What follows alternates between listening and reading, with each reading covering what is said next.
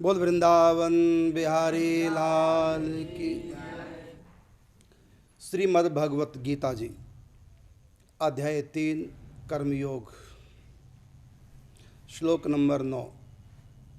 भगवान श्री कृष्ण कर्मयोग का उपदेश देते हुए अर्जुन से कहते हैं कि अर्जुन, यज्ञार्थात कर्मणो अन्यत्र लोकोयम कर्म बंधनः तदर्थम कर्म कौन्तेय मुक्त संगः समाचरः। भगवान श्री कृष्ण कहते हैं कि कर्म कर बंधन का कारण नहीं होगा यदि कर्म यज्ञ के निमित्त किया गया तो। यदि यज्ञ के निमित्त हम कर्म न करें तो यज्ञ के निमित्त जो कर्म किए जाते हैं वो मुक्ति का कारण होते हैं, कल्याण का कारण होते हैं। और जो यज्ञ के निमित्त कर्म नहीं होते वो बंधन का कारण होते हैं। अब यहाँ प्रश्न है कि यज्ञ क्या है?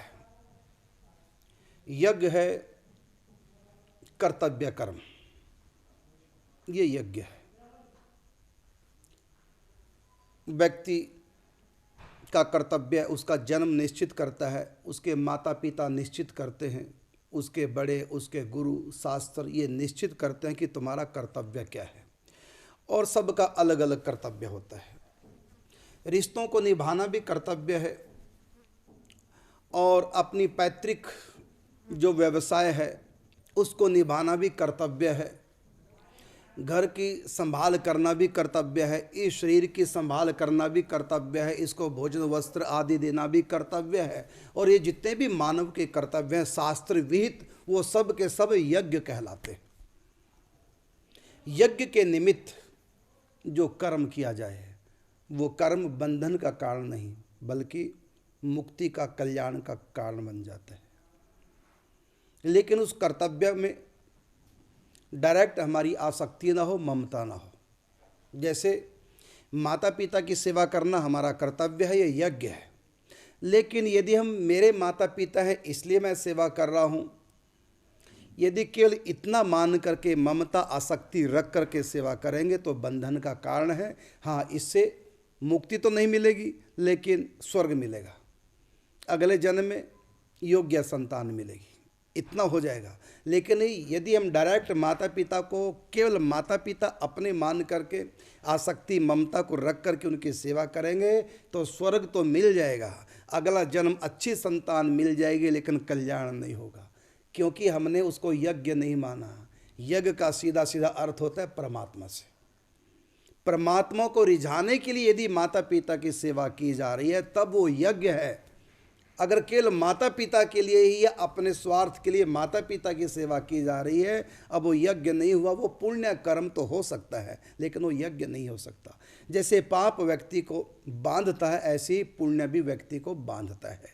पाप लोहे की जंजीर है और पुण्य कर्म ये सोने की जंजीर, दोनों ही बांधते हैं। एक हमको सुख से बांध करके भगवान से, कल्याण से वंचित कर देता है और पाप हम पाप दुख से बांध करके व्यक्ति को कल्याण से, भगवान से वंचित कर देता है। तो पुण्य करने से भी भगवत प्राप्ति नहीं होती, पुण्य करने से भी कल्याण नहीं होता। पुण्य करने से स्वर्ग मिल जाएगा, वो भी कब तक? जब तक हमारे पुण्य भोग करके समाप्त न हो जाए। पुण्य क्षीण होते फिर मृत्यु लोकम विशंति, फिर दोबारा से मृत्यु लोक में आना पड़ेगा, कल्याण नहीं हुआ। भगवत भाव से अपने पति की हर स्त्री सेवा करती है और सेवा करने से स्वर्ग मिलता, कल्याण नहीं होता। लेकिन पतिव्रता जो स्त्री होती है वो अपने पति को पति न मान करके परमेश्वर मानती है, इसलिए पति की सेवा उसके लिए यज्ञ हो जाती है, उससे उसका कल्याण हो जाता है। तो पतिव्रता स्त्री भी पति की सेवा करती है, साधारण स्त्री भी पति की सेवा करती है। साधारण स्त्री को पति की सेवा करने से उसका कल्याण नहीं होता, भगवत प्राप्ति नहीं होती, बल्कि स्वर्ग चली जाती है। लेकिन पतिव्रता स्त्री जो भगवत भाव से यज्ञ के निमित्त जो पति की सेवा करती है तो उसको सेवा करने से स्वर्ग नहीं बल्कि भगवत प्राप्ति होती है, सदा के लिए भगवत चरणों का आश्रय उसको मिल जाता है। तो आप समझ गए होंगे कि भगवान जो कह रहे हैं कि यज्ञ के निमित्त जो कर्म किए जाते हैं उसी से जीव का कल्याण है। और जो व्यक्ति यज्ञ के निमित्त कर्म नहीं करता, आसक्ति को, ममता को, स्वार्थ को रख करके शुभ कर्म करता है, उससे उस व्यक्ति का कल्याण नहीं होता। तो कर्म वही है, केवल भाव में अंतर है। इसलिए भगवान यहाँ कहते हैं 9वें श्लोक में 3रा अध्याय कि यज्ञार्थात कर्मणो न अन्यत्र, यज्ञ के निमित्त जो कर्म किए जाते हैं वही कल्याण करेंगे, अन्य कर्म नहीं। लोकोयम कर्म बंधना, इस लोक में, इस लोक का अर्थ केवल मनुष्य से है। लोकोयम, अयम मन इस लोक में अर्थात मनुष्य, क्योंकि कर्म करने का अधिकार मनुष्यों का है, जानवरों को नहीं।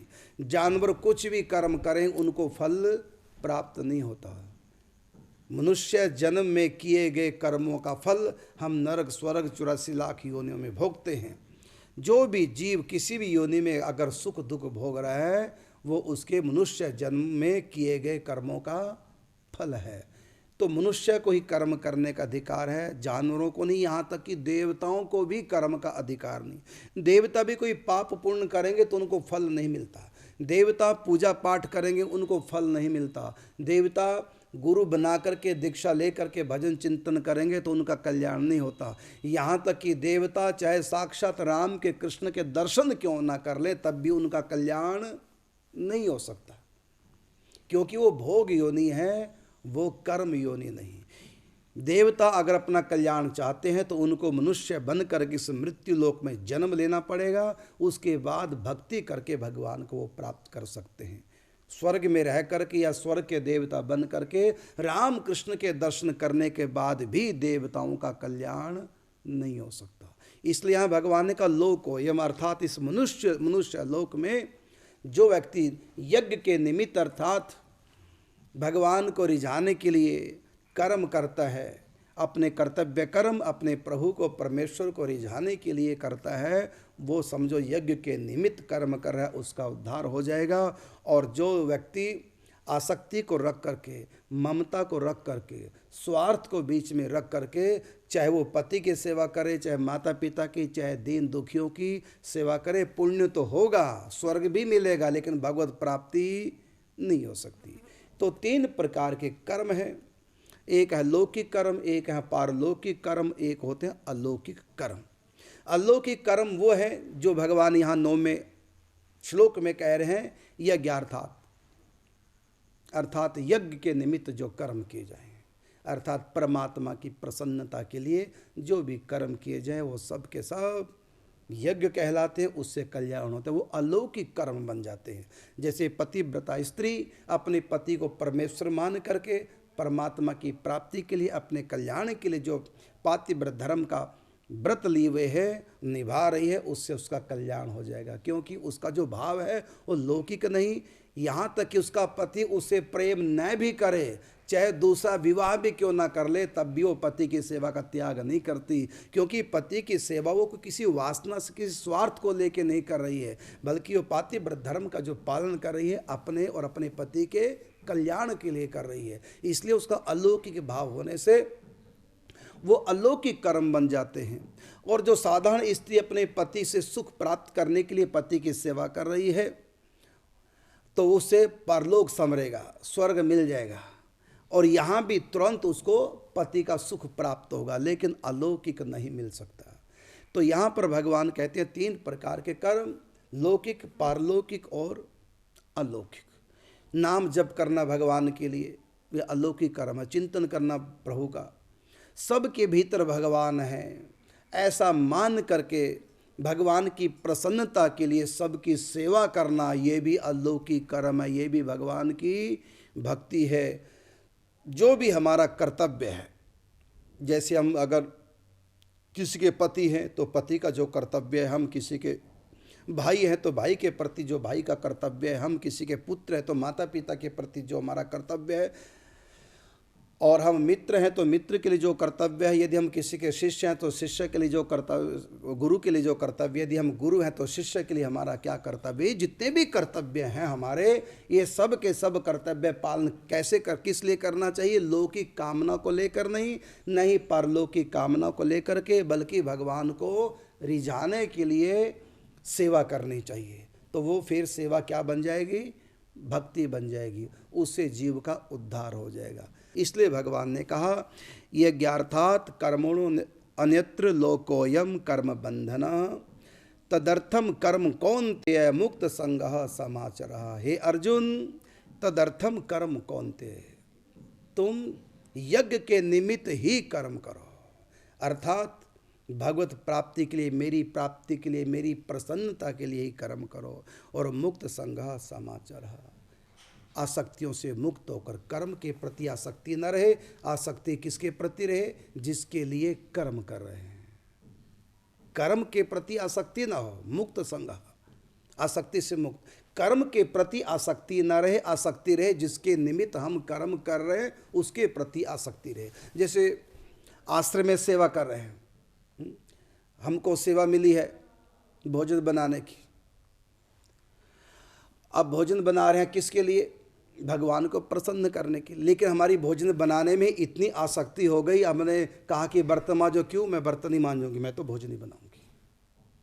इसका मतलब यदि कर्म में आसक्ति हो गई तो कर्म जिस परमात्मा के लिए, जिस गुरु की प्रसन्नता का कारण था, अब वो प्रसन्नता प्राप्त नहीं होगी। क्यों? क्योंकि कर्म में आसक्ति हो गई। कर्म में आसक्ति नहीं करना। आसक्ति किस में करना है? जिसके निमित्त कर्म कर रहे हैं, गुरु में, भगवान में, यज्ञ में आसक्ति होनी चाहिए, कर्म में नहीं। इसलिए कहा मुक्त संग, आसक्ति से मुक्त होकर के कर्म करो। यदि भोजन बनाना या पूजा करने में हमारा कर्तव्य और आज्ञा दे दी गई कि शौचालय साफ करो, हम नहीं करेंगे। अरे जब परमात्मा की प्रसन्नता तुमको चाहिए तो जो भी आज्ञा मिले, जो भी हमारा कर्तव्य निश्चित हो, हमको उतनी लगन के साथ करना। मैं आपको बताऊं सच बात, आप सावधानी पूर्वक सुनेंगे।